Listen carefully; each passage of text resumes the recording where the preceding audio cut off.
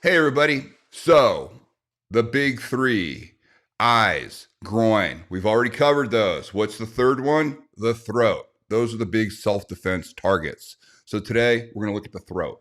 Before we get into that, please subscribe to the channel, make your comments, hit the notification button, and most importantly, share this channel with anybody you think needs great self-protection information. Thanks so much for the growth that we've experienced and all the great comments. Now, getting into the throat. It's a very straightforward target. The neck has three areas that you can strike: the throat, the side of the neck, which we did in another video, and then the very back of the neck, which I'll probably cover in a future video. But the throat is really the gateway to the respiratory system as far as breathing, your ability to breathe. And that's what we're trying to shut down. We're going to crush the cartilage in here because we're talking about a life or death situation. We're not talking about trying to make the guy cough and sputter or any of those things. What we're looking to do is actually cut the airway off, crush. Think of it as like a tent pole that we're just crushing. We're turning on its side, and now it's sealed, and the person can't breathe anymore. So you want to start the asphyxiation process. If the person has a crushed cartilage and the windpipe is blocked, 3 to 5 minutes, they're going to start to shut down.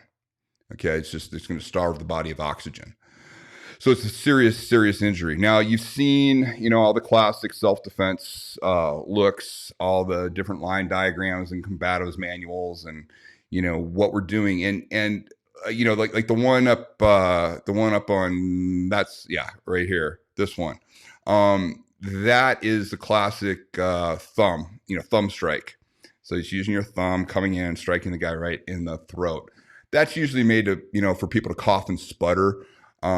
Sean Connery in the movie The Presidium did a really nice job on a bouncer in this one. It was one of the better depictions I've seen of using that kind of a strike. But again, that's not really designed. They're not trying to crush the throat, which is, again, in a self-defense situation, in a fight for your life situation, we don't want to just cough and sputter on the individual. We want to shut them down. We want to cut that airway off. So again, you want to make sure that you're striking with a hard, part of you into this area to get the full result.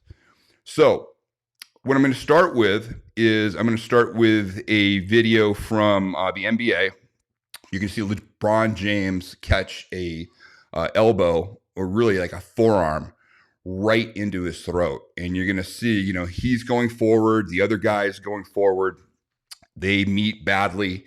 And you can see LeBron really is hurting this one. He's not, luckily he wasn't crushed, the throat wasn't crushed or anything like that, but it definitely took him out of the game. And, we'll see it from the multiple angles. So let's go ahead and tee it up here. All right. Bobcats, you got to make sure that Jefferson's involved So he comes in those possessions. Here's LeBron going to the hole, and he's fouled, and he is hammered by Josh McRobinson.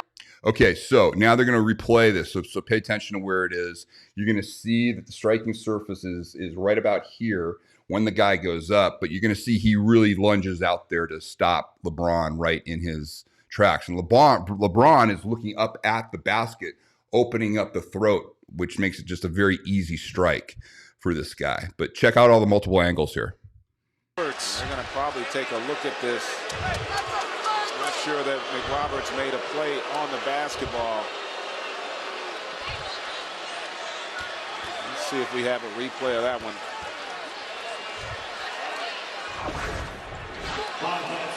Okay, here it comes. Roberts coming in. All right.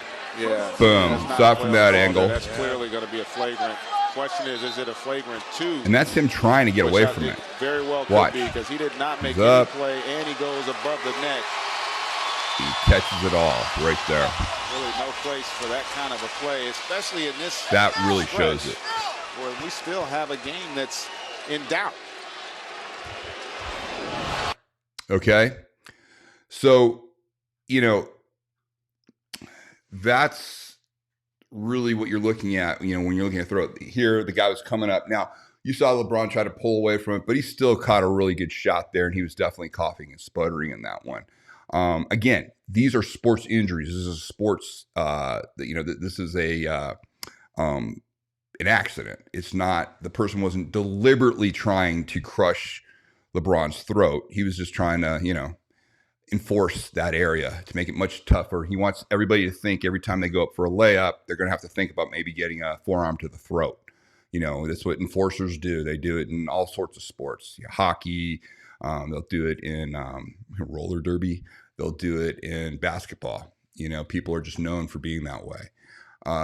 But for our purposes, what I wanted to see clearly, what it was like when, two bodies come up and just meet. It's physics and physiology meeting badly, and this is the area you're looking for.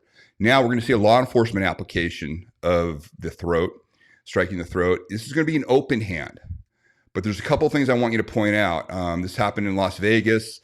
The backstory on this is the guy that they're going to pull up on. He has a knife. He's not showing his hands, and he's drunk, and he has not responded to multiple requests by the officer to show his hands. And this Las Vegas officer does a really good deceptive job of getting in and then taking him down. But we'll talk a little bit about things because there's a lot to unpack on this particular one. Okay, go ahead and play this. There's no sound. Okay, it's taking him down. Now, where they're going to slow it down, and you'll see. I want you to take a good look at the curb there. Okay, now watch. Boom. All right. There. Okay. That worked out okay for the officer. Boy, that was dangerous. And why was it dangerous? Well, it's dangerous because he was just trying to arrest the guy.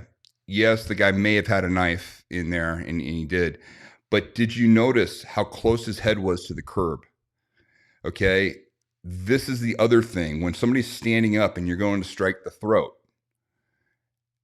my primary goal is obviously to crush the throat, but my secondary goal and my ultimate hope is that I'm going to get massive head trauma. How? By throwing his head right into the concrete.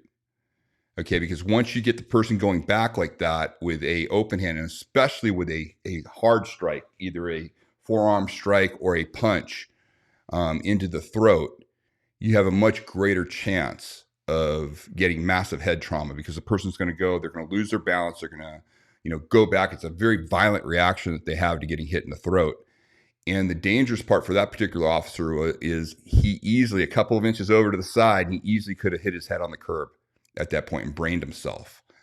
And so again, you have to understand that when you go to the throat, especially when somebody's standing, that there's a really good chance that they're going to lose their balance. And there's an even better chance if you're on a hard surface that they're going to bounce their head off of that surface. So it's, again, another thing you have to think about on there. But it's pretty straightforward, the strike itself. It's really easy. And the goal, again, what you're doing is you want to strike under. The one thing I will say about targeting the throat, I hear a lot of people talk about, if a guy keeps his chin down, it's harder to hit the throat.